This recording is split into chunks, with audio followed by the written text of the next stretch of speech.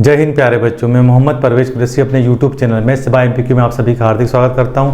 आज हम लोग प्रसमान रूप यानी कि नॉर्मल फॉर्म वाला क्वेश्चन ले रहे हैं। प्यारे बच्चों, आप देखेंगे बोर्ड पर हमको 4x4 का एक मैट्रिक्स दिया है, यानी कि इसमें 4 रो हैं और 4 कॉलम हैं।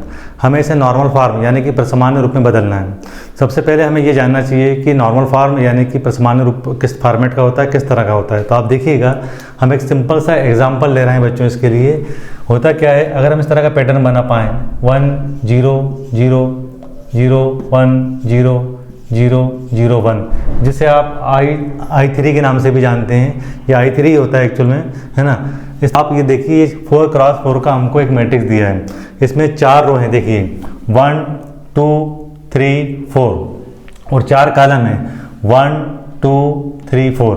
अब हमें इसे प्रसमान्य रूप यानी कि नॉर्मल फॉर्म में बदलना है, तो हम इसमें रो और कॉलम दोनों लगा सकते हैं। रो ऐसे होती है, आप अच्छी तरीके से जानते हैं, और कॉलम ऐसे होता है।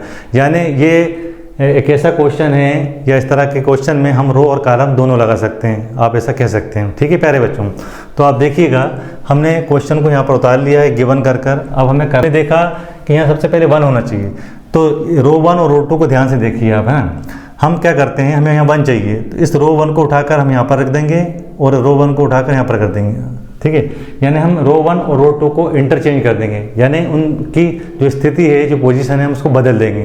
तो इससे क्या फ़ायदा होगा, एक हमारा 1 बड़े आराम से आ जाएगा प्यारे बच्चों। ठीक है, तो क्या होगा आप देखिएगा, हम क्या कर रहे हैं यहाँ पर, हम R1 और R2 की जो स्थितियाँ हैं, यानी कि जो पोजीशन से बदल रहा है, तो हम यहाँ पर क्या करेंगे, A इक्विवेलेंट, इसको बोलते हैं समतुल्यता का साइन, यानी इक्विवेलेंस का साइन।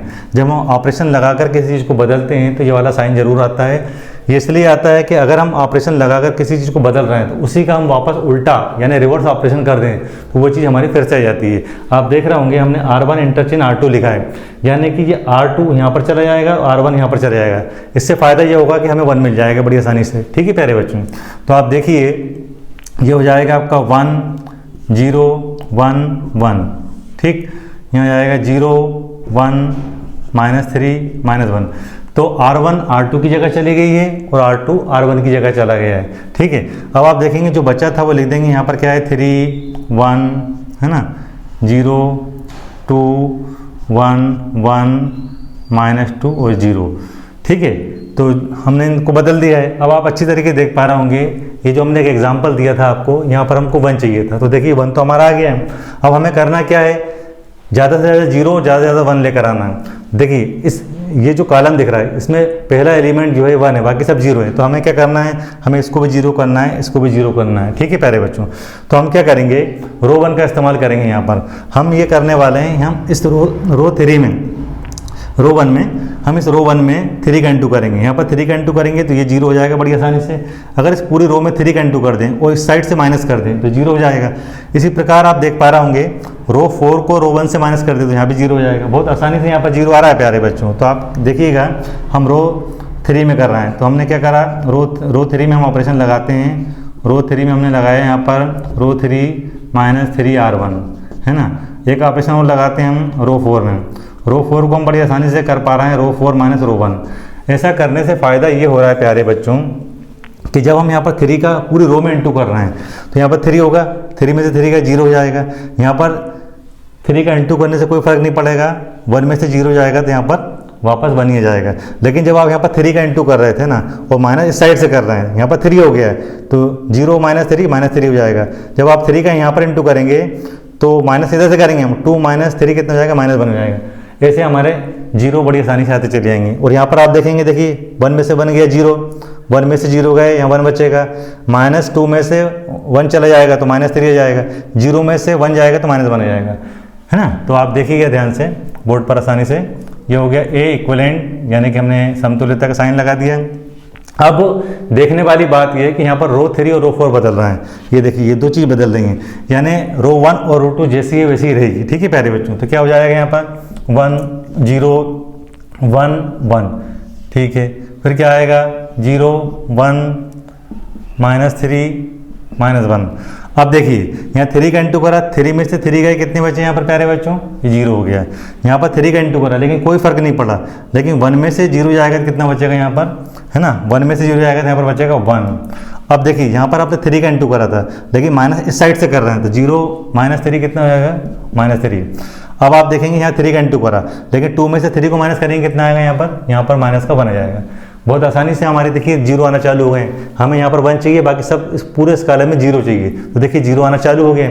अब रो 4 को देखेंगे, रो 4 को हम रो 1 से माइनस कर रहे हैं, तो 1 में से 1 गया कितना आएगा, यहाँ पर बच्चों 0 हो जाएगा।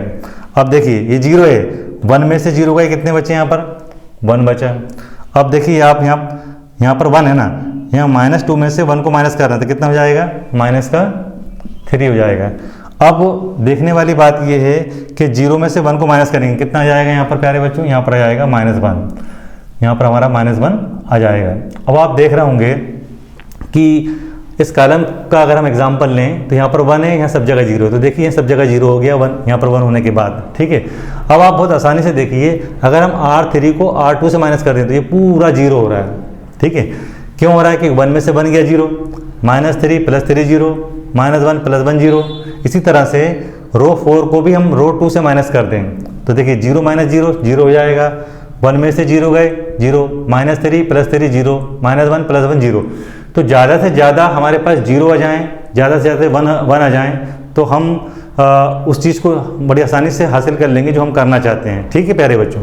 तो क्या होगा, हम रो 3 पर बात करते हैं। हमने क्या करा, रो 3 में रो 3 माइनस रो 2 कर दिया, फिर क्या करेंगे, हम रो 4 में जाएंगे, है ना, रो 4 माइनस हम रो 2 कर देंगे, तो रो 2 को हम यहाँ से भी माइनस करेंगे, यहाँ से भी माइनस करेंगे, तो ये पूरी रो 0 हो जाएगी, ये पूरी रो 0 हो जाएगी, तो ज़्यादा से ज़्यादा हमारे 0 आना चालू हो जाएंगे प्यारे बच्चों। तो क्या हो जाएगा, आप देखना, ए इक्विवेलेंट का साइन लगा दिया, R3 R4 बदल रहा है, यानी रो 1 और रो 2 जैसी है वैसे की वैसी रहेंगी। यहाँ पर क्या आ जाएगा, 1 0 1 1, ये आ गया। फिर यहाँ हो जाएगा 0 1 -3 -1। अब आप जैसा कि हमने बताया था, ये दोनों रो 0 हो रही है, तो क्या हो जाएगा, ये 0 0 0 0 0 0 0 0। प्यारे बच्चों, हमने आपको बताया था कि प्रसामान्य रूप वाले जो क्वेश्चन होता है, यानी कि नॉर्मल फॉर्म वाला जो क्वेश्चन होता है, ये देखिए आप, नॉर्मल फॉर्म वाला जो क्वेश्चन होता है, इसमें हम रो और कॉलम दोनों लगा सकते हैं।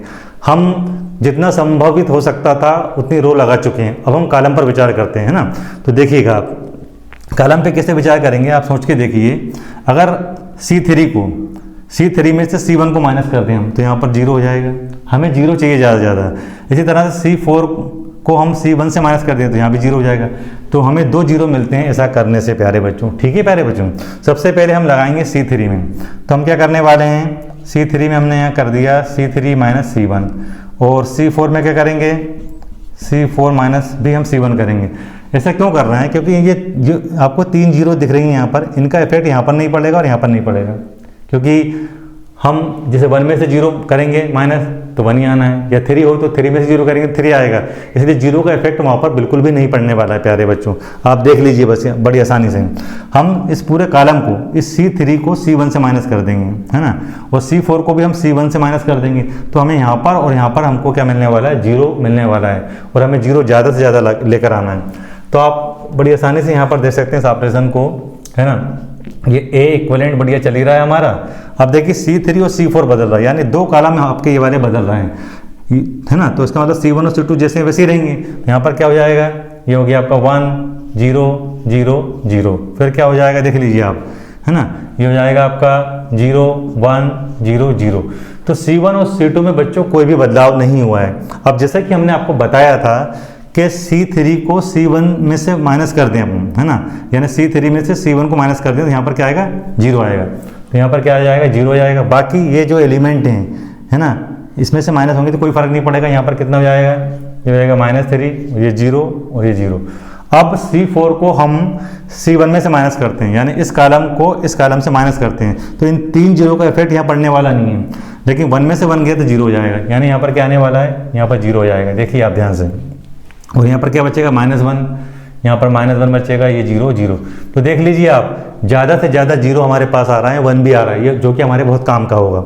अब हम क्या करने वाले हैं, हम C4 में, है ना, अब हम C4 में C2 को ऐड कर दें, यानी जोड़ दें। इससे फ़ायदा क्या होगा, ये 1 इसमें ऐड होगा तो वो 0 दे देगा हमको, जो कि हमारे बहुत काम का है। अब एक चीज़ और कर सकते हैं हम, इस पूरे कॉलम में अगर 3 का इंटू कर दें तो यहाँ पर तो कोई फर्क पड़ना नहीं है, 3 आएगा। इस 3 को यहाँ पर हम ऐड कर दें तो वो भी 0 हो जाएगा, यानी हमें इसकी मदद से ये 0 मिलने वाला है, और इस कॉलम में 3 का इंटू कर दें तो इसकी मदद से ये भी 0 मिलने वाला है, जो कि हमारे बहुत काम आने वाला है। अब आप देखिए, सबसे पहले मैं C3 के लिए बताता हूँ आपको। C3 में हम किस तरह से ऑपरेशन लगाएंगे, C3 और प्लस 3C2, यानी इस कॉलम में हम 3 का इंटू कर रहे हैं पूरे में, यहाँ 0 यहाँ 3 आ जाएगा, 0 0, इस 3 को यहाँ पर ऐड करेंगे तो वो 0 हमको दे देगा, ठीक है। इसी प्रकार ये तो और भी आसान है, C4 तो आप देखिए C4 में क्या कर रहे हैं आप, C4 में गए, C4 और प्लस C2 कर दिए, क्योंकि 1 को जब हम -1 में ऐड करेंगे तो वो हमको 0 दे देगा, ठीक है प्यारे बच्चों। तो क्या हो जाएगा यहाँ पर, आप बड़ी आसानी से यहाँ पर चल रहे हैं, बढ़िया। ये हो जाएगा 1 0 0 0 और ये हो जाएगा 0 1 0 0। देखिए ये 0, अब ये भी 0 हो गया, ये भी 0, ये भी 0, ये सब पूरे हमारे एलिमेंट 0 हो जाएंगे। हम पहले बता चुके हैं कि क्यों हो जाएंगे, क्योंकि ये हमने यहाँ पर आपके लिए ऑपरेशन लिख दिए, समझा भी दिए। अब आप देख लीजिए, है ना, जो सामान्य रूप वाला क्वेश्चन होता है उसमें या तो I2 बनता है ना, या I3 वाला पैटर्न बनता है, या I4 वाला पैटर्न बनता है। ये I2 I3 क्या होता है हम आपको बता ही चुके हैं, ये देखिए आप, ये I3 है। इसी तरह आप यहाँ पर देख सकते हैं, चाहे तो 1 0 0 1 ये I2 है, इस तरह का पैटर्न बनना चाहिए, है ना। तो आप देख रहे होंगे यहाँ पर ये I2 बन रहा है, बाकी ये 4 0 है, हम इसको एक बड़ा 0 नाम दे देंगे, ये 4 0 इसको एक बड़ा 0 नाम दे देंगे, एक यहाँ पर 4 0 इसको एक बड़ा 0 नाम देंगे, कि लिखने का तरीका होता है।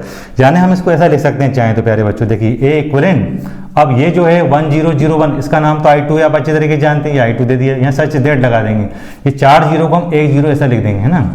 इसी प्रकार आप देख रहे होंगे यहाँ पर ये 4 0 हैं, सच डेट लगा के यहाँ पर एक बड़ा 0 ले देंगे, है ना, और ये 4 0 ये बड़ा 0 लिख दिया। तो ये हमारा नॉर्मल फॉर्म में क्वेश्चन बदल चुका है प्यारे बच्चों।